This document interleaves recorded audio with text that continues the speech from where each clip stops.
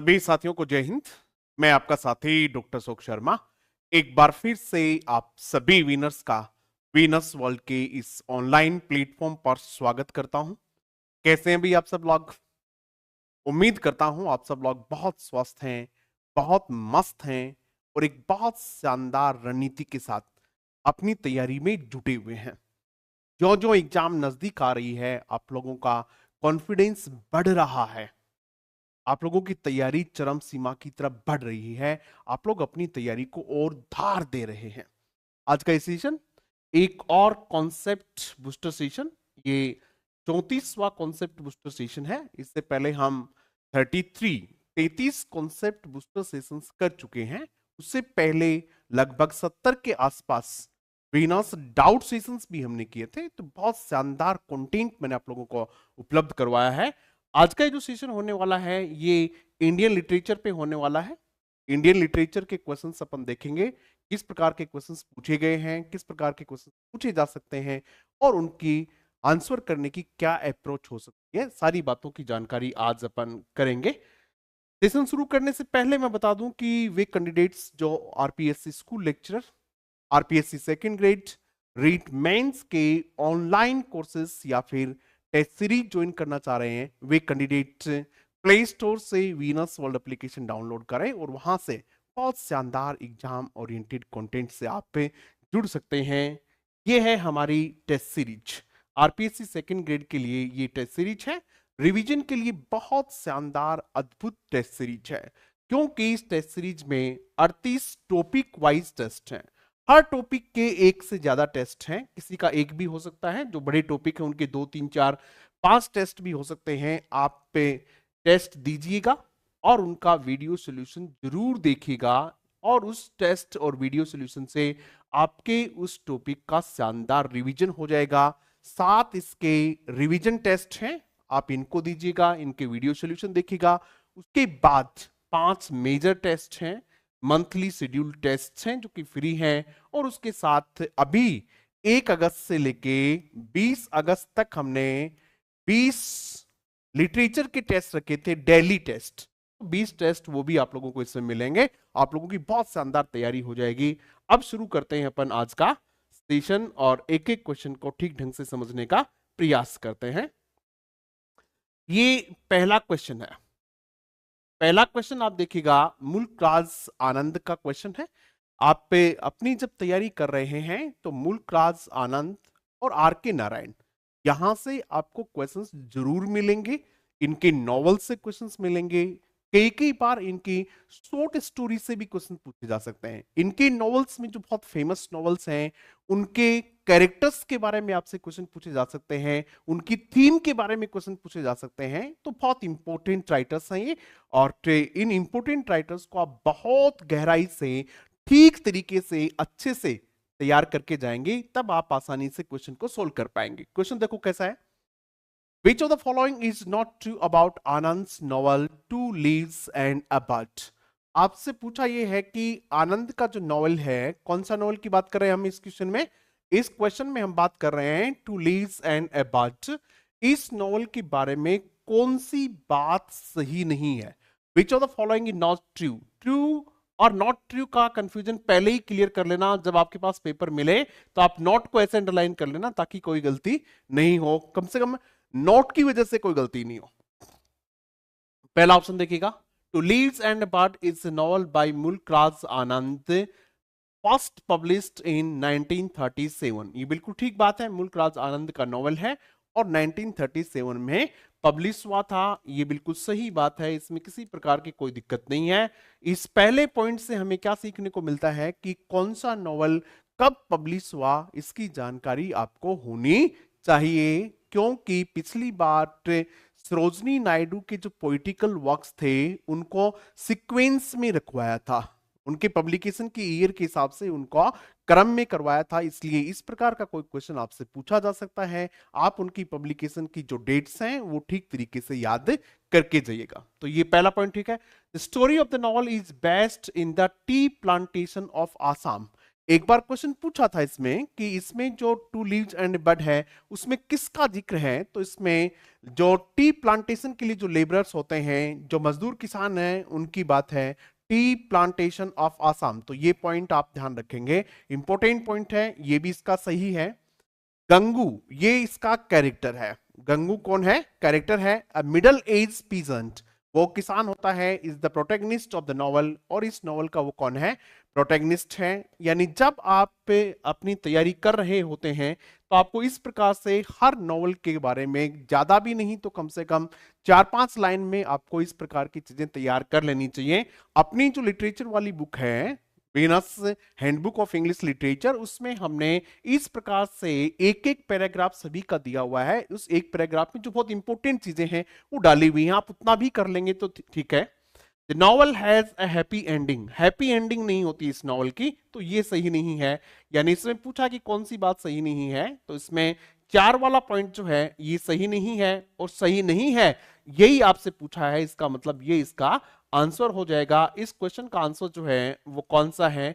4 वाला जो है इसका आंसर हो जाएगा। ठीक है भाई, मुल्कराज आनंद पे मैंने एक वीडियो बनाया है, उस वीडियो में मुल्कराज आनंद के major novels and protagonist, protagonist का मतलब होता है मेन कैरेक्टर्स, तो मुल्कराज आनंद के जो नॉवेल्स हैं और उनके जो मुख्य कैरेक्टर्स हैं वो कैरेक्टर्स मैंने उस वीडियो में बताए हैं। वहां से एक क्वेश्चन आपको जरूर मिलना चाहिए, क्योंकि कैरेक्टर्स पे क्वेश्चन पूछे जाते हैं। इस क्वेश्चन की एक्सप्लेनेशन में भी अपन देखते हैं, ये देखिएगा, मैंने कोशिश की आप लोगों को बताने की एक बार फिर से कि ये उनके नॉवेल्स हैं, जैसे कुली है, ठीक है, तो उसका कौन है? मुनो है। कुली जो नॉवल है उनका, उसका प्रोटेगनिस्ट कौन है? मुनो है। टू लीव्स एंड ए बड का कौन है? गंगू है। और ये तो बहुत इंपॉर्टेंट है ही है, बाखा अनटचेबल का है ही। The old man and the cow, Gauri, ये बहुत इंपॉर्टेंट है, ये मुल्कराज आनंद का अकेला नॉवेल है। ये the old women and the cow, ये अकेला नॉवेल है जिसमें लेडी प्रोटेगनिस्ट है, जिसको आप लोग वुमेन प्रोटेगनिस्ट कह सकते हैं, गौरी है। ये उनकी ट्रियोलॉजी है, village, across the black water, the sword and the sickle.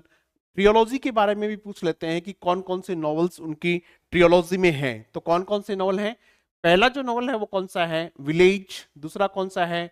Across the black water. और तीसरा कौन है? The sword and the sickle. और इसमें जिस कैरेक्टर का जिक्र है, जिस कैरेक्टर को बताया हुआ है, जो कैरेक्टर इसमें है, जो प्रोटेगनिस्ट है, वो कौन है? लाल सिंह है। ठीक है। और एक the death of a hero, इसमें यस मकबूल शेरवानी, ये कश्मीर के हैं मकबूल शेरवानी, तो इसके बारे में बताया हुआ है। कई लोग मानते हैं कि मुल्कराज आनंद का जो सबसे बेस्ट है वो यही है, डेथ ऑफ अ हीरो। तो ये कुछ मुल्कराज आनंद के मेजर नॉवेल्स और उनके क्या बताए हुए हैं, प्रोटेगनिस्ट यहां हमने बताए हैं, तो आप इनको जरूर ध्यान से देखेंगे। और अब चलते हैं अपन नेक्स्ट क्वेश्चन पे। ये आपका नेक्स्ट क्वेश्चन है, which of the following is not true about R के नारायण गाइड, इनमें से कौन सी बात आर के नारायण के गाइड के बारे में सही नहीं है? देखो, आर के नारायण के गाइड से क्वेश्चन पिछली 2-3 एग्जाम में पूछा हुआ है। हर बार गाइड से क्वेश्चन पूछते हैं, गाइड के कैरेक्टर्स पूछ लेते हैं, गाइड की मूवी जो है उसके बारे में पूछ लेते हैं, और किसी भी प्रकार से क्वेश्चन पूछे, लेकिन गाइड से क्वेश्चन पूछा जाता है। तो ये आपका क्वेश्चन है, इसमें देखिएगा, Which of the following is not true about R के नारायण गाइड, इनमें आर के नारायण की गाइड के बारे में कौन सा सही नहीं है? आप लोग भी कोशिश करें, क्वेश्चन को पढ़ें ठीक से और उसके बाद इसका आंसर करें, फिर अपन इसको देखेंगे कौन सा सही नहीं है इसमें। गाइड सबसे फेमस, आर के नारायण का सबसे फेमस नॉवल जो है वो गाइड है, जिसके लिए उनको साहित्य अकेडमी अवार्ड भी मिला था, उस पर फिल्म भी बनी थी। Guide is a novel by R के नारायण पब्लिश्ड इन 1958, बिल्कुल ठीक है, आर के नारायण का नॉवल है। फिर उनको 60 में इस पे क्या मिला था? साहित्य अकेडमी अवार्ड भी मिला था, बिल्कुल ठीक बात है। पहला पॉइंट जो है, Guide is a novel by R के नारायण, ये बिल्कुल ठीक बात है। कब पब्लिश हुआ था ये इसमें लिखा हुआ है, 1958। The novel describes the transformation, ये पॉइंट इंपॉर्टेंट है, यहां से क्वेश्चन एग्जाम में पूछा जा सकता है। इस पॉइंट को बहुत इंपॉर्टेंट तरीके से आप लोग तैयार कर लें।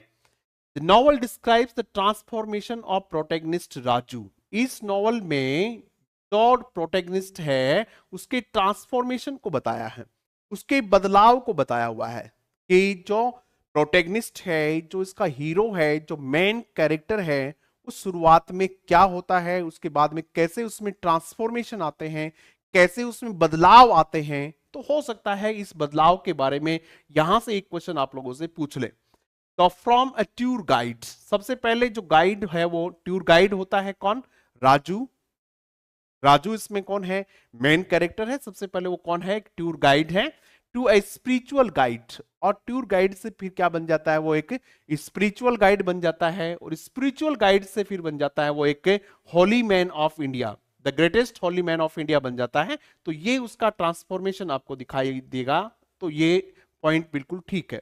तीसरा देखिएगा, नॉवल ब्रॉट नारायण द 1960 साहित्य अकेडमी अवार्ड फॉर इंग्लिश। ठीक है, ये आर के नारायण को साहित्य अकेडमी अवार्ड मिला था इसके लिए। कब? 1960 में। 1960 में उनको साहित्य अकेडमी अवार्ड मिला। तो ये बात भी बिल्कुल ठीक है। ये साहित्य अकेडमी इंडिया नेशनल ये हो गया। उसके बाद में पॉइंट नंबर 4 देखिएगा। तीनों पॉइंट ये सारे के सारे क्वेश्चंस आप लोगों को बुक में भी मिल जाएंगे, Venus handbook of English literature में। इस प्रकार के क्वेश्चंस बनाए हुए हैं। ये क्यों बनाए हुए हैं ये इस प्रकार के क्वेश्चंस?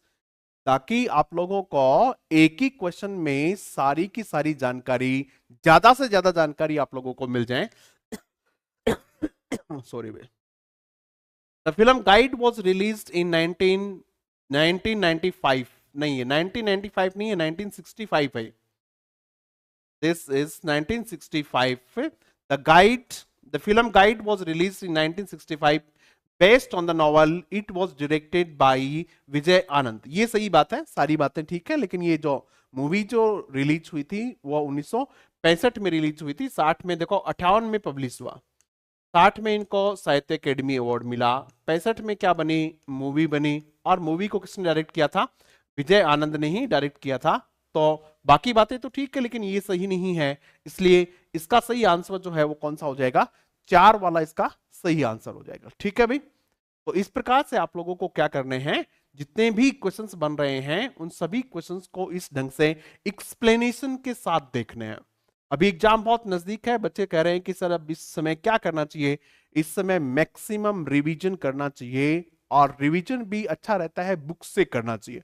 आपके पास जो बुक्स हैं, आप जब बुक से रिवीजन करते हैं तो कम समय लगता है, आप कम समय में ज्यादा चीजें देख लेते हैं। सॉरी भाई। ये थोड़ी सी इसकी एक्सप्लेनेशन है। The film guide was released in 1965। अभी मैंने आप लोगों को बताया कि फिल्म जो है वो 1965 में रिलीज हुई थी। कब रिलीज हुई थी? सॉरी भाई, तबीयत मेरी थोड़ी खराब है, लेकिन फिर भी मुझे लगा कि नहीं, क्लास तो हो ही जाएगी। थोड़ी बहुत असुविधा होगी तो असुविधा चलती रहेगी, लेकिन क्लास करवा देंगे, है ना। The film Guide was released in 1965, 1965 में, based on the novel. It was directed by Vijay Anand. Vijay Anand की है। It starred Devanand as Raju. इसमें देवानंद जो होता है वो राजू के रूप में होते हैं। वहीदा रहमान जो होती है रोजी। इसमें जो दूसरा कैरेक्टर है राजू है, रोजी है, गफूर है। पिछली बार रोजी के बारे में पूछा था, उसमें वुमेन कैरेक्टर्स पूछ रहे थे, तो रोजी के बारे में पूछा था। राजू के बारे में पूछ सकते हैं, रोजी के बारे में पूछ सकते हैं। और आर के नारायण के कुछ और नॉवेल्स जो हैं जिनके बारे में आपको जानकारी होनी चाहिए। स्वामी एंड फ्रेंड्स, ये उनका नॉवेल है। बैचलर ऑफ आर्ट्स, ये उनका नॉवेल है। द इंग्लिश टीचर, ये उनके नॉवेल हैं। ये डोमेस्टिक नॉवेल की कैटेगरी में आते हैं। किसकी कैटेगरी में आते हैं? डोमेस्टिक नॉवेल की। दूसरा फिर dark room, the vendor of sweets, financial expert, mister Sampath, the guide, man eater of Malgudi R Narayan's famous novel. ये आर के नारायण के फेमस नॉवेल्स हैं। आपको केवल नॉवेल्स के नाम याद नहीं रखने हैं, इनके कैरेक्टर्स के बारे में भी आपको पता होना चाहिए। सारे कैरेक्टर्स आपको पता हो या नहीं हो, लेकिन इनके जो प्रोटेगनिस्ट हैं, जो इनके मेजर कैरेक्टर हैं, जो मेन कैरेक्टर हैं, उसकी जानकारी आपको जरूर होनी चाहिए। His only political novel is waiting for the Mahatma. R के नारायण का ये क्वेश्चन पूछा जा सकता है आपसे। आर के नारायण का द ओनली पॉलिटिकल नॉवल, एक ही पॉलिटिकल नॉवल उन्होंने लिखा है, और वो पॉलिटिकल नॉवल कौन सा है? Waiting for the Mahatma, waiting for the Mahatma, इस बात को आप पे तैयार कर लेंगे, याद रख लेंगे। आर के नारायण का जो ओनली पॉलिटिकल नॉवल है वो ये है। ठीक है भाई, इस तरीके से हमने इसको क्वेश्चन नंबर 2 को सोल्व किया। अब चलते हैं क्वेश्चन नंबर 3 की तरफ। ये क्वेश्चन नंबर 3 आपका, आंसर करो भी एक बार आप लोग इसको। क्वेश्चन को पढ़ो पहले तो ठीक ढंग से और फिर उसका आंसर करो। क्वेश्चन को पढ़िएगा और फिर उसका आंसर कीजिएगा।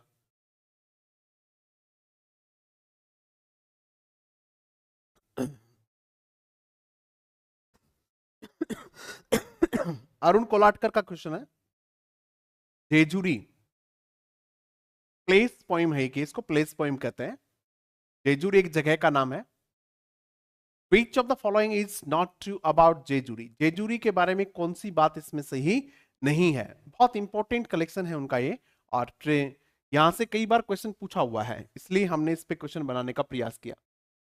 Jejuri is Arun Kolatkar's first and finest collection of poems which won him Commonwealth poetry prize in 1977। तो ये फैक्ट है, इसको आप तैयार कर लेंगे। जेजुरी उनका पहला बहुत शानदार कलेक्शन है जिसके लिए उनको कॉमनवेल्थ पोइट्री अवार्ड मिला था 1977 में। इसकी बात कर रहे हैं अपन, अरुण कोलाटकर की बात कर रहे हैं। अरुण कोलाटकर के कौन से कलेक्शन की बात कर रहे हैं अपन? उनके कलेक्शन है जेजुरी, उसकी बात कर रहे हैं। Jejuri is a collection of 31 poems. कितनी पोएम्स का कलेक्शन है? 31 पोएम का कलेक्शन है। कितनी पोएम का कलेक्शन है?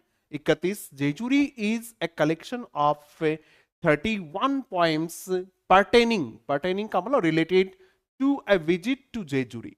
किससे संबंधित है? जेजुरी के एक विजिट से संबंधित है। A place in Maharashtra famous for its temple of yes Khandoba. ये महाराष्ट्र में एक जगह है जो इस मंदिर के लिए फेमस है। खांडोबा का मंदिर है, इस मंदिर के लिए फेमस है। कौन सी जगह है? जेजुरी है। तो ये एक प्लेस पोइम है। ये बात भी सही है, दूसरे वाली बात भी सही है। Jejuri is a collection of 31 poems pertaining to a visit to Jejuri, a place in Maharashtra's famous Maharashtra famous for its temple. ये हो गया। Arun Kolatkar one Sahitya Akademi award for Jejuri. Arun Kolatkar को साहित्य अकेडमी अवार्ड मिला तो है, लेकिन किसके लिए नहीं मिला है? जेजुरी के लिए नहीं मिला है। आप बताओ किसके लिए मिला है? अरुण कोलाटकर को साहित्य अकेडमी अवार्ड मिला है, किसके लिए मिला है? उनके एक मराठी कलेक्शन है। अरुण कोलाटकर किस में लिखते थे? इंग्लिश और मराठी में लिखते थे। कई बार पूछा हुआ है ये कि वो कौन सी दो भाषाओं में लिखते थे, तो एक तो लिखते थे इंग्लिश में और एक लिखते थे मराठी में। विजकी वाही उनका एक कलेक्शन है। विजकी वाही ये उनका एक कलेक्शन है जिसके लिए उनको साहित्य अकेडमी अवार्ड मिला था। तो तीसरे वाला पॉइंट जो है ये सही नहीं है। अरुण कोलाटकर वन द साहित्य अकेडमी अवार्ड फॉर जेजुरी, ये सही नहीं है। It was first publish in opinion literary quarterly, ये इसमें पहले पब्लिश हुई, उसके बाद फिर 1976 में एक बुक के रूप में पब्लिश हुई। तो ये बात भी बिल्कुल ठीक है। तो जेजुरी के बारे में जो चीजें अपने को जाननी चाहिए थी वो सारी चीजें इसमें आ गई। एक चीज अपने और जान ली कि अरुण कोलाटकर को साहित्य अकेडमी अवार्ड किसके लिए मिला था, वो भी हमने इसमें देख लिया है।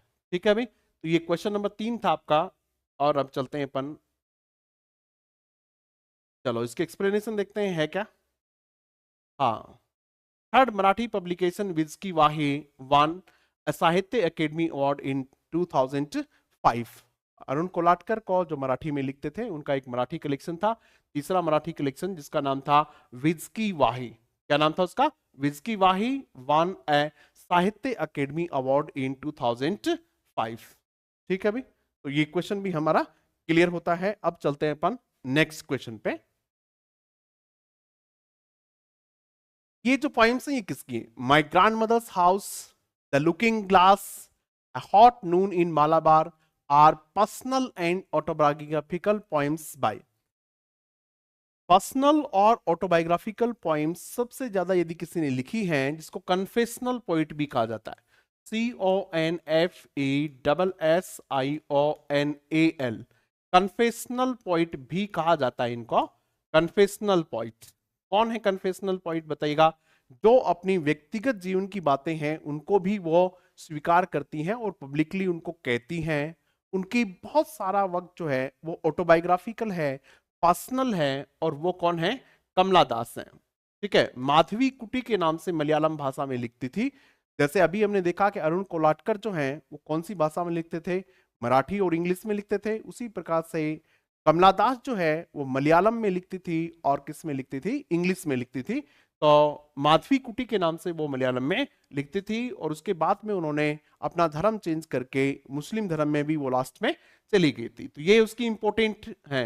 My grandmother's house, the looking glass, a hot noon in Malabar, ये कुछ उनकी बहुत फेमस पोइम्स हैं। ठीक है भी।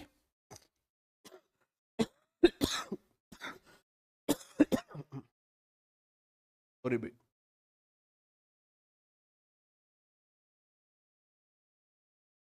मेजर वर्क्स ऑफ कमला दास, कमला दास के कुछ वर्क्स हैं, एक बार आप ठीक से देख लेंगे, इनको रिवीजन हो जाएगा। ये उनका नॉवल है अल्फाबेट ऑफ लस्ट। कमला दास का नॉवल है अल्फाबेट ऑफ लस्ट। एक बार एग्जाम में 2011 या उसके बाद किसी एग्जाम में पूछा है कि द ओनली नॉवल ऑफ कमला दास, कमला दास ने एक ही नॉवल लिखा है और वो नॉवल कौन सा है? Alphabet of lust. ये उनका नॉवल है, एक ही नॉवल है। तो पहला ये आप इसको याद। ऑटोबायोग्राफी जो उनकी है वो माई स्टोरी है।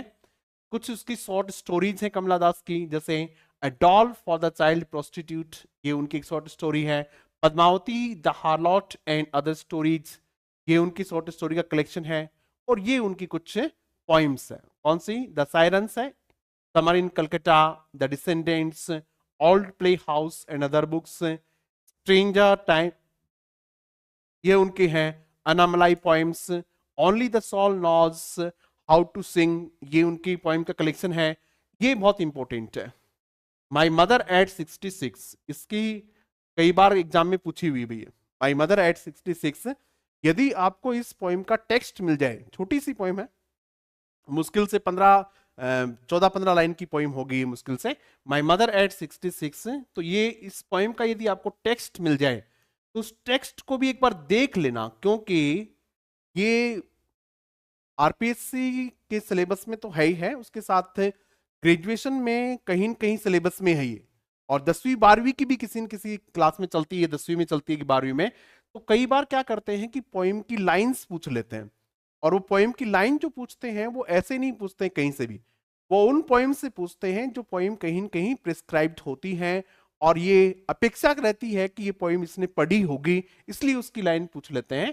तो इसका टेक्स्ट आप जरूर देख लेना। या अल्लाह उनकी कुछ और पोइम है। तो ये था किसके बारे में? कमला दास के बारे में। अब चलते हैं अपन क्वेश्चन नंबर 5 में। Ancient ballads and legends of Hindustan by Toru Dutt. Toru Dutt के बारे में, हालांकि तरुदत्त के बारे में बहुत क्वेश्चन नहीं पूछे हुए हैं, लेकिन पूछा जा सकता है तरुदत्त के बारे में। Ancient Ballads and Legends of Hindustan by Tarudat was published with an introduction by, किसके इंट्रोडक्शन से पब्लिश हुई थी? ये एडमंड खॉस के इंट्रोडक्शन से पब्लिश हुई थी। ये एडमंड खॉस के इंट्रोडक्शन से। देखो कई बार पूछा हुआ है, एक बार पिछली बार पूछा था कि भाई ये किसके मेंटर कौन थे। जैसे मुल्क राज आनंद के मेंटर पूछ लेते हैं कि मुल्क राज आनंद के मेंटर कौन थे, सरोजनी नायडू के मेंटर कौन थे। तो इनके कुछ इंग्लिश क्रिटिक और पोइट रहे हुए हैं जिन्होंने इनको हेल्प की है, तो उनके नाम हमें पता होने चाहिए, पिछली बार एग्जाम में पूछा हुआ है। तो ये एडमंड घोष है जिनके इंट्रोडक्शन के साथ उनका ये जो कलेक्शन है ancient ballads and legends of Hindustan, ये पब्लिश हुआ था। ठीक है, तो इसका 5 का आंसर ए है सही आंसर। की एक्सप्लेनेशन देख लेते हैं। Tarud's second volume of poems published under the title Ancient Ballads and Legends of Hindustan with an introduction by Edmund Goss. In this collection, she glorifies India's cultural heritage.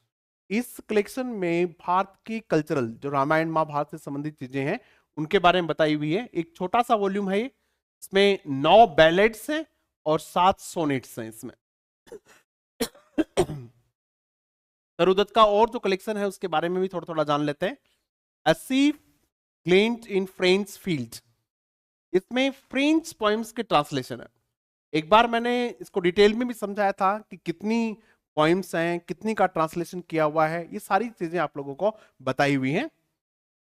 Ancient ballads and legends of Hindustan, ये 1882 में, और इसमें India की जो myth हैं और legends है उसके बारे में बताया हुआ है। एक इनका ये नॉवेल है जो कि अनपब्लिश्ड था, ठीक है, अनफिनिश्ड था, अनपब्लिश्ड था। Young Spanish maiden Bianca, unfinished English romance novel था, इंग्लिश में था ये उनका। और इनकी कुछ बहुत अच्छी पोइम है, जैसे लोटस इनकी पोइम है, ये एक सोनेट है। लोटस इनकी पोइम है, एक सोनेट है। एग्जाम में पूछा हुआ था lotus is a, Toru Dutt's lotus is a, तो वो क्या है, वो सोनेट है, ठीक है। और एक कैजुरिना ट्री है, और कैजुरिना ट्री, कैजुरिना ट्री की पहली 2-3 लाइन एग्जाम में पूछी हुई थी कि ये लाइन कौन सी पोइम से है, तो उसके पूछे जाने की वजह भी यही है कि वो poem first year second year में कहीं प्रिस्क्राइब्ड है, इसलिए उस पोइम की लाइन पूछ ली है। इसलिए वे पोइम्स जो फर्स्ट ईयर सेकेंड ईयर में कहीं प्रिस्क्राइब्ड हैं और वे पॉइंट्स हमारे सिलेबस में है, तो उनको आपको जरूर देख लेना चाहिए, वहां से कोई लाइन आपसे पूछी जा सकती है। अब जो मैं आपको मेंटर्स का जिक्र कर रहा था वो ये है, मुल्कराज आनंद के जो मेंटर थे, दोस्त थे ग्राहम ग्रीन, और कौन थे, E.M. फॉस्टर। पहले जो 2 नॉवल उनके पब्लिश हुए थे उसमें इन 2 आदमियों का बड़ा योगदान था पब्लिश करवाने में। सरोजनी नायडू के जो मेंटर्स थे वो ऑर्थर साइमन थे और एडमंड कॉस थे। तो अगर आपसे इस प्रकार का कोई क्वेश्चन पूछते हैं तो आप उसके लिए बिल्कुल अपने आप को तैयार रखेंगे। ठीक है भाई, कितने क्वेश्चन हो गए, नेक्स्ट में चलते हैं। Question number 6, who depicted Orissa landscape in his poetry vividly. Orissa landscape को किसने बताया, उड़िया कल्चर कह सकते हैं आप लोग, उड़ीसा लैंडस्केप कह सकते हैं, उड़िया कल्चर कह सकते हैं। Who depicted Orissa landscape in his poetry vividly, Kamala Das जो है उसने मलयालम, ठीक है, कन्नड़ मलयालम में है। निसिम एजकिल जो है उसने महाराष्ट्र के बारे में लिखा है। अरुण कोलाटकर जो है उसने महाराष्ट्र मराठी के बारे में लिखा है। जयंत महापात्रा जो है उन्होंने उड़िया के बारे में लिखा है। जयंत महापात्रा पहला पोइट था जिसको साहित्य अकेडमी अवार्ड मिला था, तो ये है इसका सही आंसर, जयंत महापात्रा है।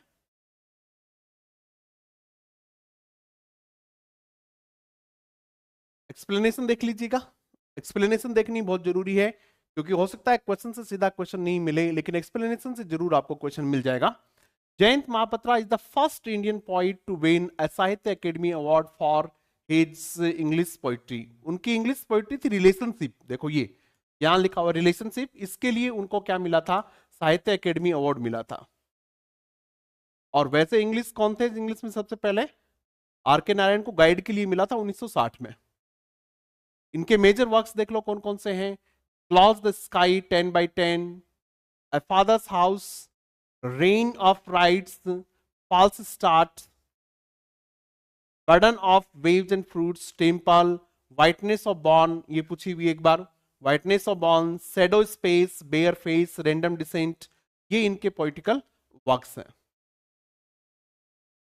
नेक्स्ट देखिएगा, which of the following of are के Narayan deals with Gandhi satyagraha and his assassination in 1948। कौन सा नॉवल है जिसमें गांधी जी की सत्याग्रह के बारे में बताया हुआ है, उनका कत्ल, ये असैसिनेशन का मतलब होता है उनका मर्डर, गांधी जी के मर्डर के बारे में बताया हुआ है। Which of the novel of are के नारायण डील्स विद गांधी सत्याग्रह, कौन सा नॉवल जो है जिसमें गांधी जी के सत्याग्रह का जिक्र है और उनके असैसिनेशन, उनके मर्डर का जिक्र है, वो कौन से में है।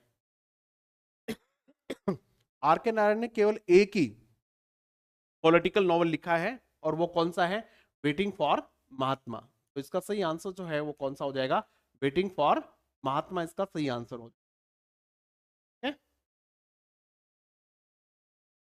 नेक्स्ट चलिएगा, Mulk Raj Anand about one of his female character says. Mulk Raj Anand अपनी एक फीमेल कैरेक्टर के बारे में कहते हैं, Gauri is my tribute to Indian womanhood. भारतीय महिला के लिए गौरी जो है वो मेरी एक ट्रिब्यूट है। In which novel does Gauri appear, Gauri कौन से नॉवल में अपीयर होती है। इस प्रकार के क्वेश्चन पूछे जाने की बड़ी संभावना रहती है। मैंने आप लोगों को बताया थोड़ी देर पहले आज की क्लास में कि मुल्क राज आनंद का एक नॉवल है, अकेला एक ही नॉवल है जिसमें महिला मेन कैरेक्टर है, जिसमें मेल प्रोटैगनिस्ट नहीं है, फीमेल प्रोटैगनिस्ट है। और वो कौन सा है? The old women and the cow. ये है इसमें तो सही आंसर जो है वो कौन सा हो जाएगा? The old women and the cow हो जाएगा। इसके एक्सप्लेनेशन देखते हैं।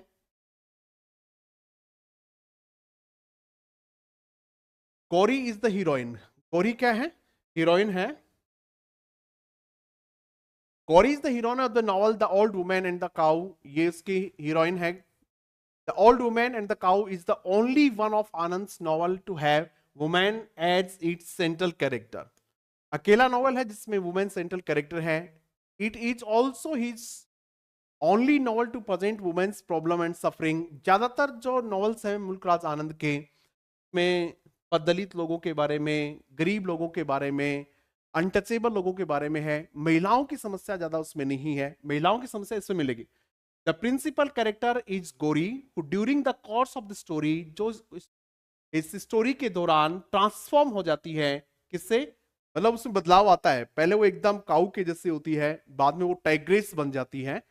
तो कहां से? Obedient gentle and meek person to with a will of her own, अपनी खुद की इच्छा की मालिक वाली एक महिला बन जाती है। चलो नेक्स्ट क्वेश्चन की तरफ बढ़ते हैं। Yes, which of the three which of the following three novels of Anita Desai were shortlisted for Booker prize?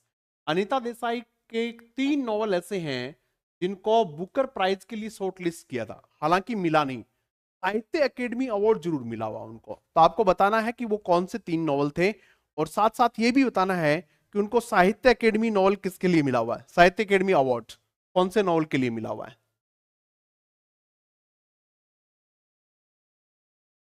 साहित्य अकेडमी अवार्ड कौन से नॉवल के लिए मिला हुआ है? देखो, फायर ऑन द माउंटेन ये पहला जो है, ये बुकर प्राइज के लिए शॉर्ट लिस्टेड नहीं है, लेकिन इसको साहित्य अकेडमी अवार्ड मिला हुआ है इसके लिए। The fire on the mountain, इसके लिए साहित्य अकेडमी अवार्ड मिला हुआ है। शॉर्ट लिस्टेड थे वो कौन कौन से थे? क्लियर, लाइट ऑफ डे ये है, और इन कस्टडी है, और फास्टिंग फिस्टिंग है। फास्टिंग फिस्टिंग तो ये है 2, 3 और 4। तो 3 वाला इसका सही आंसर है। 2, 3 और 4, नौके में 3 सही आंसर है। ठीक है, चलो इसके आंसर्स देखते हैं, एक्सप्लेनेशन देखते हैं इसके। Born and educated in India, Anita Desai is the author of Rosarita. ये इनका लेटेस्ट नॉवल है। एक्सप्लेनेशन में हमने इसलिए डाला है कि अगर लेटेस्ट पूछेंगे तो वो ये है इसका। अनीता देसाई का सबसे लेटेस्ट नॉवल जो है वो ये है। She has written many novels and short stories and has been shortlisted for the Booker Prize 3 times. कौन कौन से हैं उनके novel? Clear, light of day, in custody और फास्टिंग फिस्टिंग। उनको साहित्य अकेडमी अवार्ड मिला हुआ है। फायर ऑन द माउंटेन, इसके लिए उनको साहित्य अकेडमी अवार्ड मिला हुआ है। और अब ये है आज के इस सेशन का लास्ट क्वेश्चन। तबीयत थोड़ी खराब थी, फिर भी हमने क्लास को कंप्लीट कर लिया। क्लास आपको ठीक लगी हो तो अभी लाइक कर दीजिएगा, अपने साथियों के साथ साझा जरूर कीजिएगा, और चैनल पे नए हैं तो सब्सक्राइब कर लीजिएगा। क्वेश्चन देखिएगा, इसका आंसर सब करेंगे। Which of the following are poems by Naseem Ezkil that make fun of India's use of English? Naseem एजकिल ने कुछ ऐसी पोइम्स लिखी हैं जो भारतीयों के अंग्रेजी की मजाक उड़ाते हैं। भारतीय जैसे अंग्रेजी बोलते हैं उसकी मजाक उड़ाते हैं। तो वो कौन सी 2 पोइम है वो आप में से पूछा हुआ है। करो भाई answer. Goodbye party of Miss Pushpa T S, एक तो यही है, एक तो ये है, और दूसरी very Indian poem in Indian English, दूसरी ये है। तो 1 और 3 इसका सही आंसर है। ये इसका सही आंसर है, 1 और 3, ये इसका सही आंसर। इसकी भी एक्सप्लेनेशन देख लेते हैं। Naseem Ezkil's poem Goodbye Party of Miss Puspa T.S. and very Indian poem in Indian English are the poems that make fun of India's use of English. ठीक है, ही वॉज अवॉर्डेड साहित्य Akademi award उनको किसके लिए मिला था? Letter day शाम, इसके लिए ये पता होना चाहिए आपको कि साहित्य अकेडमी अवार्ड किन किन को मिला हुआ, किसके लिए मिला हुआ है। नाइट ऑफ स्कॉर्पियन उनकी बहुत फेमस पोइम है, क्योंकि ये भी प्रेस्क्राइब्ड है सिलेबस में, ग्रेजुएशन या पोस्ट ग्रेजुएशन में कहीं, तो यहां से भी क्वेश्चन पिछली बार पूछा हुआ था कि इसकी थीम क्या थी? सेल्फलेस लव ऑफ मदर इसकी थीम थी। इस प्रकार से आज का हमारा सेशन कंप्लीट होता है। Thank you very much.